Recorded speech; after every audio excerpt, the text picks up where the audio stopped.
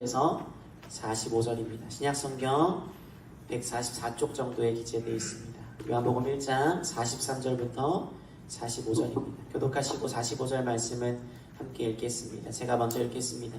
이튿날 예수께서 갈릴리로 나가려 하시다가 빌립을 만나 이르시되 나를 따르라 하시니 45절 함께 읽겠습니다. 빌립이 나다나엘을 찾아 이르되 모세가 율법에 기록하였고 여러 선지자가 기록한 그 일을 우리가 만났으니 요셉의 아들 나사렛 예수니라. 아멘. 신앙으로 고백합니다. 주께서 부활하셨습니다. 성령께서 임하십니다. 아멘. 네, 오늘은 12 제자 5번째 인물로 빌립이란 사람에 대해서 나누기를 원합니다. 지난주까지 나누었던 베드로, 안드레, 야고보, 요한을 예수님의 제자 1그룹이라고 구분해 볼 수 있습니다. 예수님이 이 1그룹을 더 사랑했다라는 말이 아니라 교회 역사에서 조금 더 주축을 이룬 사람들입니다. 두 번째 그룹은요, 1그룹만큼 주축은 아니었는데 매우 중요한 역할을 감당한 사람들입니다. 그리고 이 2그룹의 리더가 빌립이지 않았을까라고 성경학자들은 추론해 보곤 합니다. 이 빌립의 이름과 가정 배경을 좀 살펴보셔야 되는데요. 빌립이라는 이름에는 이 타고 다니는 그 말 있잖아요. 동물, 말을 사랑하는 사람이란 뜻이에요. 본래 베드로, 안드레, 야고보, 요한이라는 이름은 이스라엘에서 아주 오랫동안 흔했던 전통적인 이름입니다. 반면에 빌립이란 이름이 드러난 건 다른 이름에 비해서 그리 오래되지가 않았습니다. 바로 예수님이 이 땅에 오실 무렵 약 2000년 즈음부터 이 이름이 많이 쓰여지기 시작했대요. 그 즈음에 빌립이란 이름이 유행을 한 것입니다. 요즘도 시대마다 유행하는 이름들이 있습니다. 2025년 신생아의 이름 중에 남자아이 이름 순위가요, 도윤, 이준, 하준 이런 식의 이름이라고 합니다. 여자아이는 이서, 서아, 지안 같은 이름이래요. 요새는 약간 좀 부드러운 이미지를 주는 이름들을 선호한다고 합니다. 그러면 2000년 즈음 전에 왜 빌립이란 사람의 이름이 유명해졌느냐? 그건 당시에 전 세계를 호령하던 알렉산더 대왕 때문입니다. 여러분, 알렉산더 대왕은 성경을 잘 몰라도 역사를 좀 아시는 분들은 다 아시겠죠. 이 사람은 그리스 문화, 헬라 문화를 전파하고 전 세계를 거의 하나로 만든 엄청난 업적을 이룬 사람입니다. 이 알렉산더 대왕의 부친 이름이 바로 빌립입니다. 원래 영웅의 가족들도 덩달아 유명해지고 조명을 받는 것처럼 알렉산더 대왕이 유명해지고 나라들을 막 정복해 나가니까 그의 아버지 이름 역시도 자연스럽게 퍼져나가게 되었습니다. 그리고 이게 문화적인 요인이 있는데요. 당시 사람들은요, 유명한 사람을 본받기 위해서 그 사람과 동일한 이름을 지었다라고 합니다. 그래서 알렉산더 대왕이 통치한 지역, 이스라엘이나 시리아 지역에는 빌립이란 이름이 유행하게 됩니다. 빌립이란 사람은요, 아주 강력한 리더, 정복자라의 이미지를 가지고 있었대요. 알렉산더 대왕도 유명한데요. 그 전에 있었던 아버지 빌립 역시도 굉장히 힘이 있는 권위자였다라고 합니다. 그런데 여기서 반전이 하나 있는데요. 빌립이란 이름을 정통 유대인들은 선호하지 않았어요. 무슨 말이냐면 과거 우리나라가 창씨개명을 당했습니다. 일제의 지배를 받으면서 창씨개명을 강요당했죠. 그때 아주 깊은 애국심을 가지고 있던 사람들은 어떤 대가와 모진 고문과 협박에도 이름 바꾸는 것을 거부했습니다. 마찬가지로 보수적이고 정통적인 유대인들은 빌립과 같은 외국식 이름을 사용하지 않았대요. 빌립은 외국식 이름이거든요. 그러면 오늘 나누고 있는 이 제자, 이 사람의 이름이 빌립이라는 것은 무엇을 의미할까요? 혈통적으로는 유대인입니다. 이스라엘 사람인데 아마도 전통적이고 보수적인 사람은 아니었을 거라는 거예요. 그의 집안은 외부의 문화나 유행이나 흐름에 잘 융화되는 개방적인 배경을 가지고 있었을 것이다 라고 추정해 볼 수 있습니다. 여러분, 이런 개방성이 복음을 받아들이는데 도움이 되었을 거예요. 오늘날도 마찬가지인데요. 대부분의 유대인들은 예수를 잘 믿지 않습니다. 반면 빌립의 집안은 조금 더 유연한 곳이었다라고 이야기합니다. 그 빌립이 예수를 만난 장면이 오늘 우리가 읽은 요한복음 1장에 잘 기술되어져 있습니다. 1장 43절을 보시면요, 빌립을 만난 예수님이 빌립에게 나를 따르라 라고 말씀하시죠. 그러자 빌립이 예수님을 따라 나섭니다. 여러분, 말씀을 잘 보셔야 됩니다. 이 사이에 아무 사건이 없어요. 뜬금없이 만난 사람을 따라갑니다. 아이들에게 가르치는 게 있습니다. 모르는 사람 따라가면 돼요, 안 돼요? 안 돼요, 여러분. 감사합니다. 저희 첫째가 처음 어린이집을 다닐 때 주로 아내가 등원을 시켰거든요. 제가 아빠인 걸 모르니까 로운이를 데리러 왔다라고 말을 하면 낯선 경계의 눈빛을 보내는 거. 이렇게 선하게 생긴 사람이 없는데 저를 보면서 이렇게 보셨던 그 눈빛이 아직도 기억에 납니다.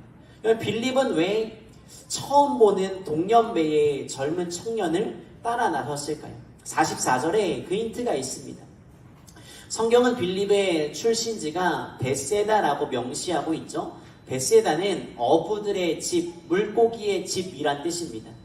베세다는 가버나움의 북동쪽에 위치한 마을인데 쉽게 말하면 어촌이에요. 우리로 따지면 소래포구 같은 곳입니다. 정확히 명시되어 있지 않은데 빌립 역시도 아마 어부로서의 삶에서 그다지 멀지 않았을 거예요. 또 어렸을 때부터 안드레와 베드로와 아는 사이로 지냈을 확률이 매우 높습니다. 동네가 그리 크지 않거든요. 43절만 읽으면 뭔가 드라마틱한 방법으로 주님을 따라간 것 같은데 아마 안드레나 베드로를 통해 예수님에 대한 사전 지식이 들어왔던 것 같아요. 그래서 성경이 이 이야기를 삽입하고 있습니다. 무슨 말이냐면 빌립에게는 예수님에 대한 지식이 이미 있었다라는 거예요. 빌립이 곰곰이 따져봤더니 예수가 따라갈 만한 존재라는 거, 그렇게 판단을 내립니다. 그래서 걸음을 함께 옮깁니다. 빌립의 판단을 눈치챌 수 있는 구절이 그 다음 구절인 45절에 나옵니다. 예수님을 만나서 예수님을 따르는 제자가 되기로 결심한 빌립이 중간에 나다나엘이라는 친구를 만납니다. 전도합니다. 그러면서 예수님이 어떤 분인지 소개를 해줘요.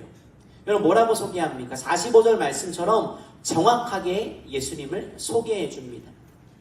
여러분, 예수님에 대해서 소개해 보시겠습니까? 무엇이라고 소개하시겠어요? 전도에 대해서 배워보신 분들은 아실 텐데요, 우리 주님이 어떤 분인지, 어떤 마음을 가지고 계신지 소개합니다. 잘 알아야 소개를 할 수 있어요. 여러분, 잘 보세요. 다른 사람에 대해서 소개를 할 때 당연히 내가 알고 있는 정보를 가지고 소개를 하게 됩니다. 그런데 한 번밖에 만나지 않은 예수님에 대해서 빌립이 아주 정확하게 소개를 해주고 있습니다.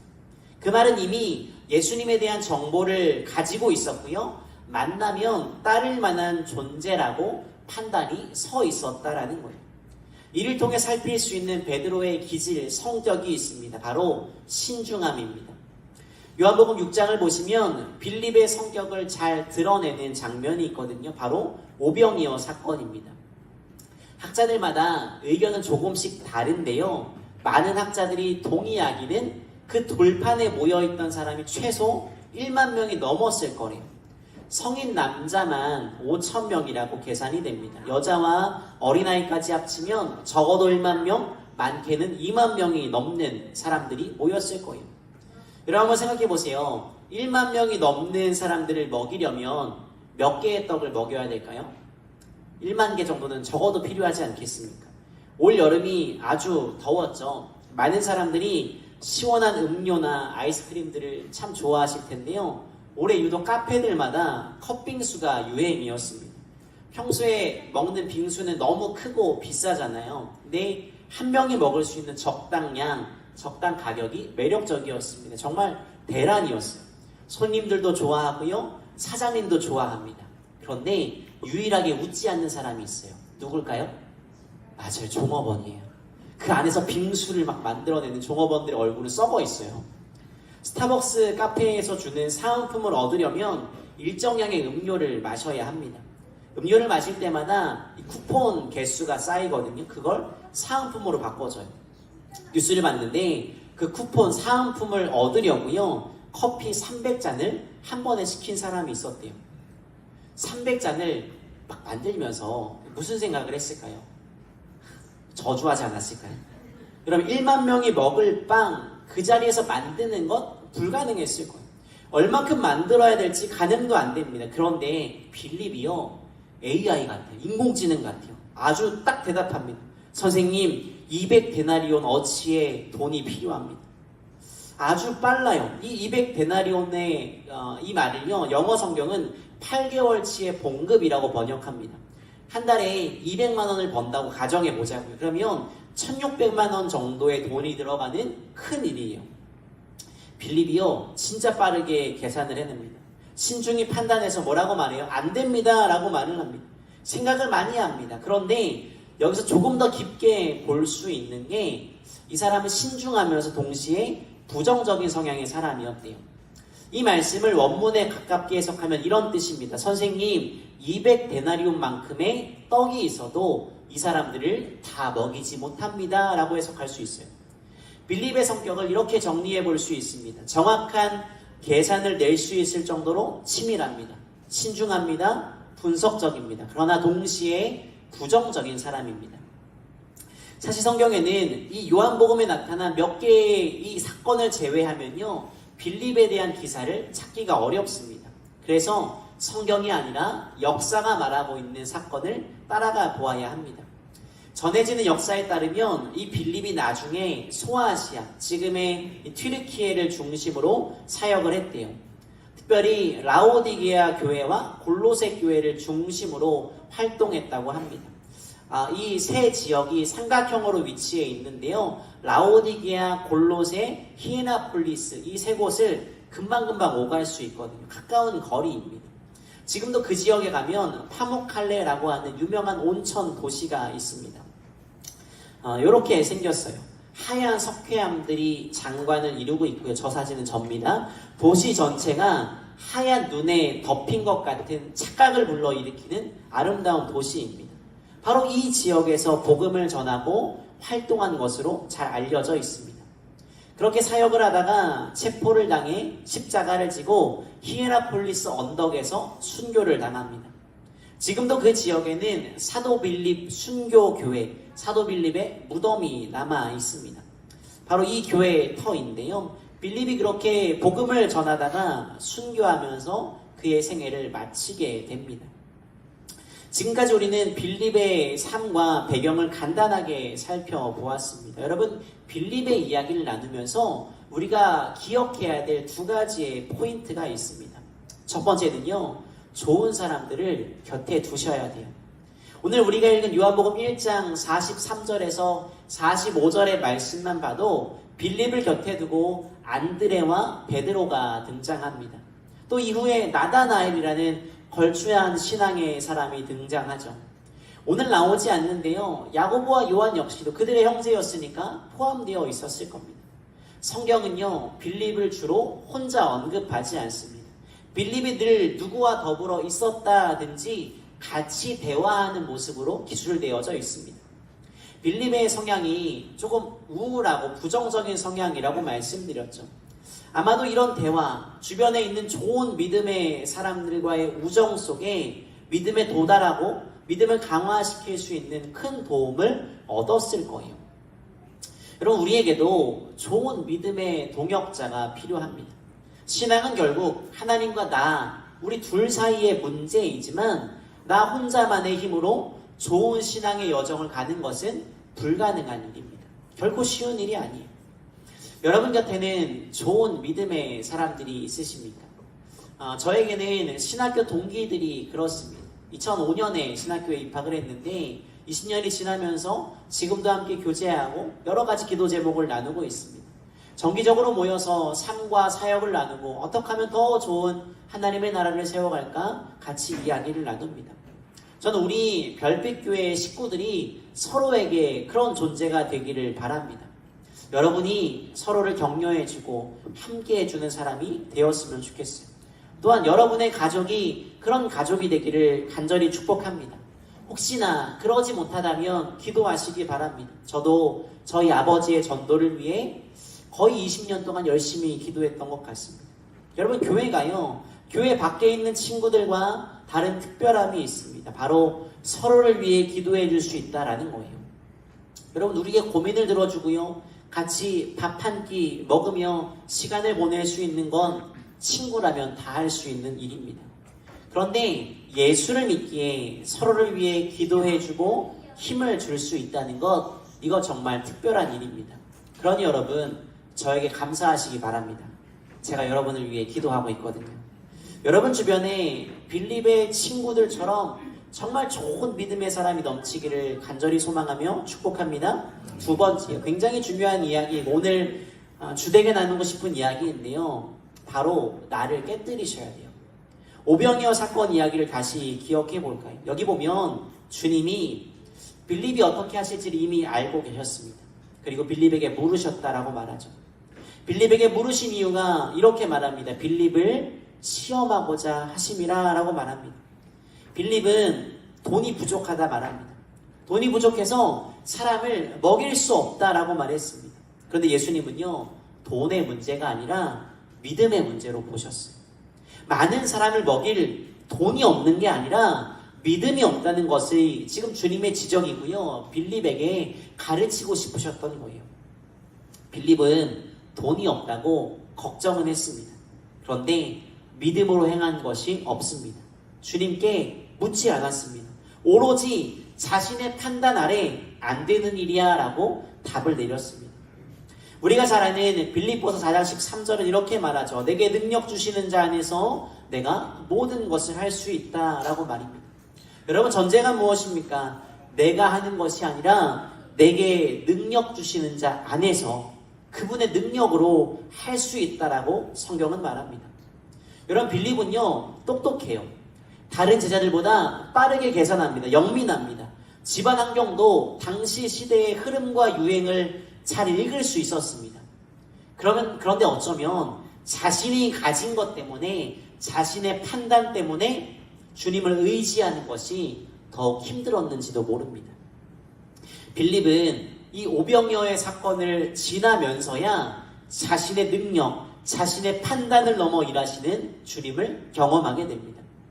이런 글을 읽은 적이 있습니다. 한 아이가 자기 집에서 얼마 떨어져 있지 않은 친구의 생일 파티에 초대를 받았습니다. 집을 나서려고 하는데 심하게 눈보라가 쳤대요. 길이 보이지 않고 걷기가 어려웠습니다. 이런 날 나가는 것이 어렵다라고 판단을 내린 아버지가 아이가 나가는 것을 만류합니다. 아이가 눈물을 글썽이며 아버지를 졸라댑니다. 아빠, 다른 아이들은 다 올 거예요. 다른 아빠들은 자기 아이들을 다 보내잖아요. 하도 아빠를 졸라대니까 아버지가 마지못해 허락했습니다. 아이가 너무 좋아서요, 옷을 잔뜩 끼어입고 눈보라 속을 뛰어들었습니다. 몰아치는 눈 때문에 한 발자국 앞도 잘 보이지 않았는데 겨우겨우 친구의 집에 도착했습니다. 그 집 초인종을 눌렀습니다. 그런데 눈보라 속에서 아이를 쳐다보고 있는 한 사람이 있었습니다. 바로 아들이 안전하게 도착할 때까지 눈보라를 헤치며 자기 아들의 뒤를 따라온 아버지였습니다. 그 주님이 지금도 우리 뒤에서 함께하고 계십니다. 제가 참 좋아하는 찬양 중에 나의 등 뒤에서란 찬양이 있습니다. 다 아시죠? 나의 등 뒤에서 나를 도우시는 주.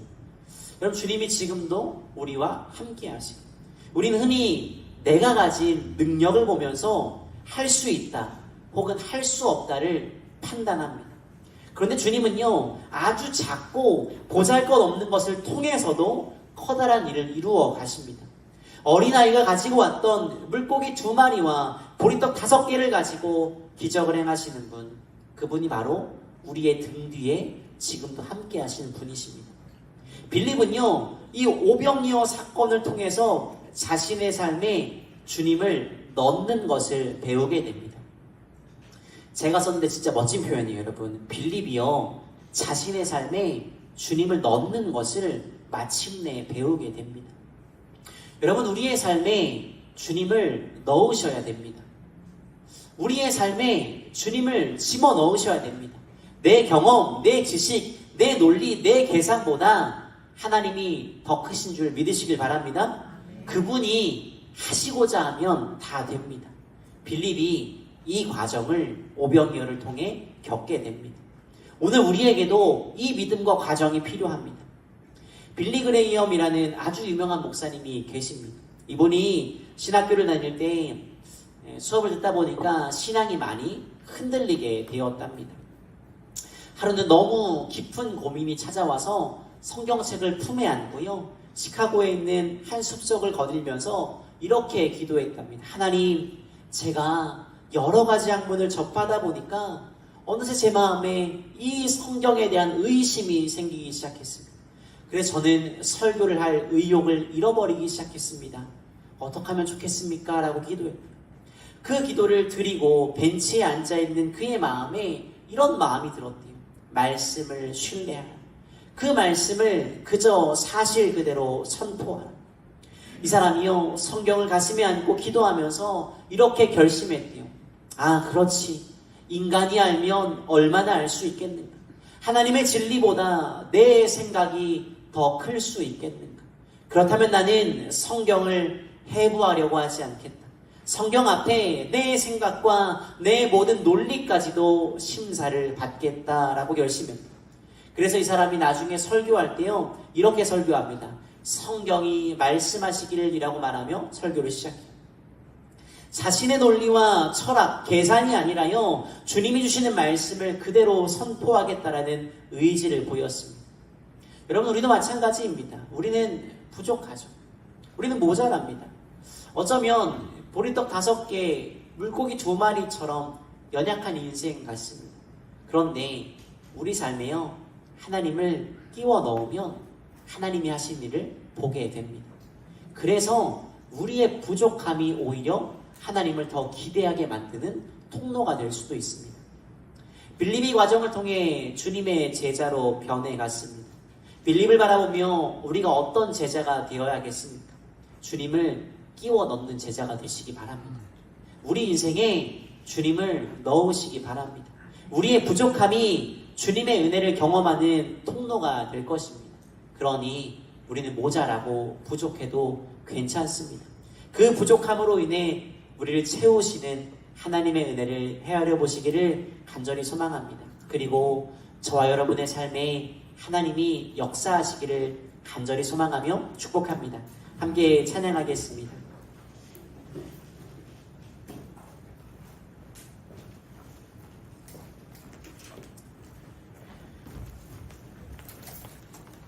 세상 흔들리고 함께 찬양합니다.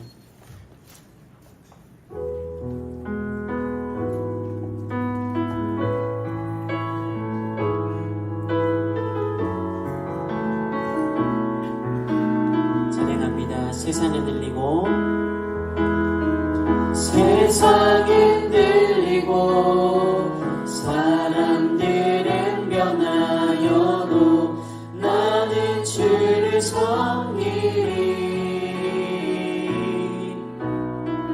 주님의 사랑은 영원히 변하지 않네.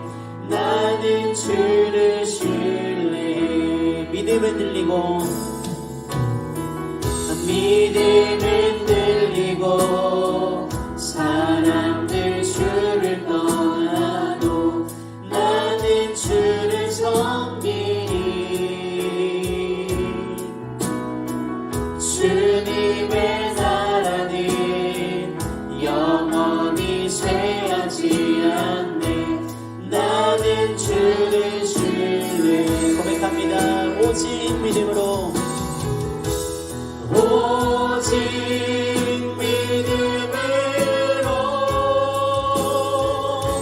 믿음으로 내가 살리라. 오직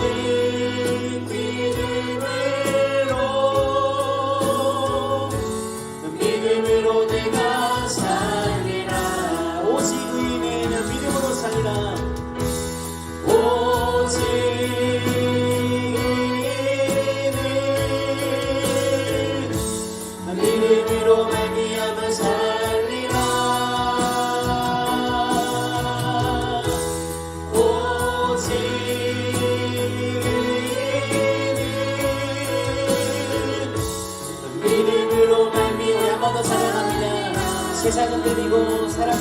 흔들려도 세상은 들리고 사람들은 변하여도 나는 주를 섬기리. 아멘 아멘. 주님의 사랑은 영원히 변하지 않네. 나는 주를 신뢰 고백합니다. 믿음은 들리고 믿음은 들리고 사람들 주를 떠나도 나는 주를 섬기리. 주님의 나라는 주님의 나라는 영원히 쇠하지 않네. 나는 주를 신뢰 오직 믿음으로 살겠습니다. 오직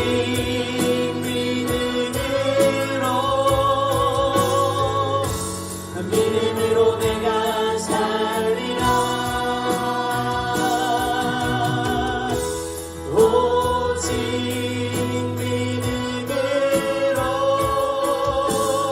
믿음으로 내가 오직 믿음으로 살리라.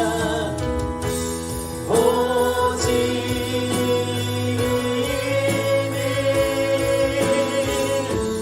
믿음으로 말미암아 살리라. 오직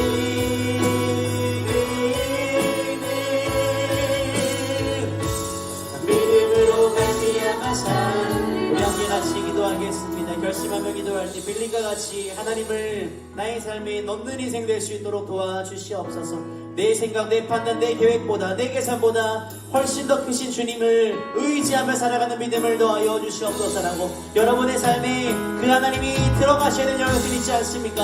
하나님께 내어 맡기며 우리의 삶을 드리며 참된 자로 살아가겠다고 주여 한번 부르셔 다시 기도하도록 하겠습니다. 기도합니다. 주여 하나님 도와주시옵소서. 하나님 도와주시고 하나님 도와주옵소서. 하나님 도와주옵소서. 하나님 우리가 우리의 삶에 주님을 넘고 살아가는 인생 될 수 있도록 도와주시옵소서. 하나님 우리가 주님을 넘게 삶 될 수 있도록 도와주시옵소서. 하나님 우리 삶 가운데 하나님 내 계산 내 판단 내 의지가 지키시기 바라는 것이 아니라 하나님 하나님을 살아갈 수 있도록 도와주시옵소서. 하나님 우리 가운데 믿음을 도와주시고 하나님 우리 생각보다 없듯이 하나님을 의지하며 살아갈 수 있도록 성령님 도와주시옵소서. 아버지 주님 바라옵니다. 하나님 도와주시옵소서. 하나님 우리 가운데 그런 믿음을 도와주시고 하나님 말씀 앞에 우리가 나아가오니 성령님 도와주시고 붙잡아 주시옵소서. 하나님 도와주시고 성령님 붙잡아 주시옵소서. 의지합니다. 주님 도와주시옵소서. 우리 가운데 하나님의 역사와 하나님의 계산과 하나님의 일들이 이런 부분들이 있사오니 주님 도와주시옵소서. 우리 삶의 주님을 들어놓고 살아가는 사람이 될 수 있도록 도와주시고 하나님의 주님을 보아하는 하나님의 사람들이 될 수 있도록 도와주시고 붙잡아주시옵소서. 주님 하나님 주님을 위해서 살아가는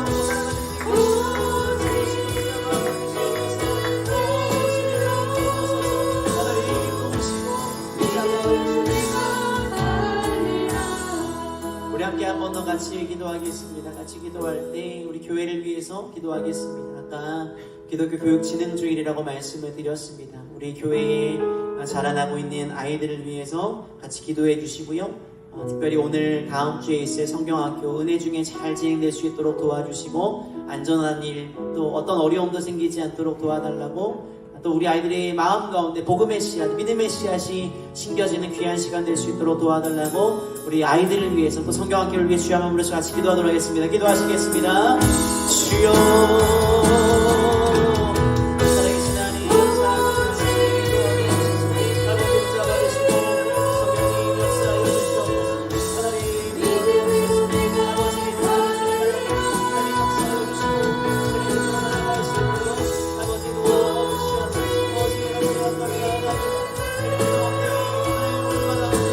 도와주시옵소서. 우리 아이들이 내일 살을 수 있도록 도와주시고 하나님 말씀을 세워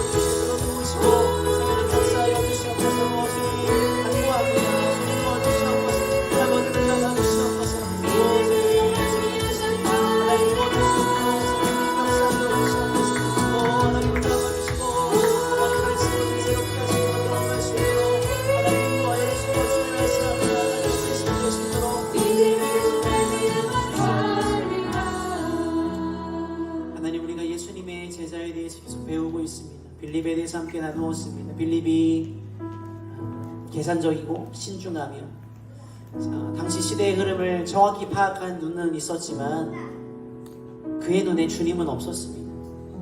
빠르게 200데나리온이라는 계산을 해냈지만 주님을 계산에 넣지 못하였습니다. 하나님, 이것이 우리의 모습은 아닙니까?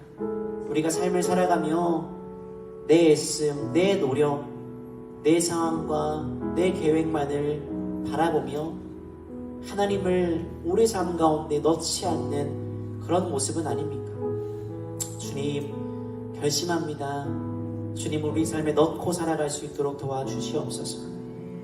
아니, 주님이 우리 삶의 주도권을 가지고 살아가는 것을 경험할 수 있도록 도와주옵소서.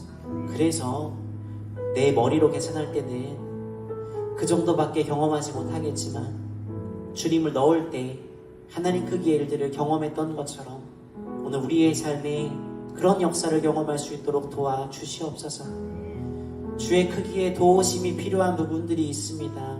여러 기도의 제목들이 있습니다. 주님, 그 자리에 내 걱정, 내 근심, 내 판단, 내 계산이 아니라 주님이 위치해 주십시오.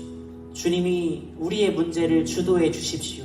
그래서 하나님이 해결하시는 것, 하나님이 일하시는 것을 경험할 수 있도록 성령님 붙잡아 주시옵소서. 특별히 오늘 우리 교회학교 아이들을 위해서 기도합니다. 오늘과 다음 주일에 성경학교가 진행됩니다. 이스라엘 백성들을 사랑하신 주님의 그 놀라운 사랑이 오늘 우리 아이들을 향한 사랑임을 기억하고 배워 나갈 수 있도록 도와주옵소서. 복음의 씨앗이 심겨지게 도와주시고 말씀이 자라 결실을 맺는 귀한 아이들 될 수 있도록 도와주시옵소서. 세상이 자꾸 하수상합니다. 많이 어지럽습니다. 뉴스를 들면 나라는 참 많이 어지럽고 혼란스럽습니다. 이런 시대에 우리 아이들이 세상의 시류에 그저 젖어 살아가는 것이 아니라 주의 말씀 안에 자라갈 수 있도록 도와주시옵소서. 이 일을 맡아 수고하는 교사들, 또 2주간 애쓸 섬김이들이 있습니다. 이들에게 능력 더하여 주셔서 잘 감당할 수 있도록 도와주시고 아이들 양육하는 것이 쉽지 않지만 하나님의 사랑을 가지고 돌볼 수 있도록 그들의 마음에도 넉넉한 사랑을 더하여 주시옵소서. 2주간 진행된 모든 일정이 안전하고 은혜 중에 잘 진행될 수 있도록 성령님 함께하여 주시옵소서. 감사합니다. 예수님의 이름으로 기도드렸습니다.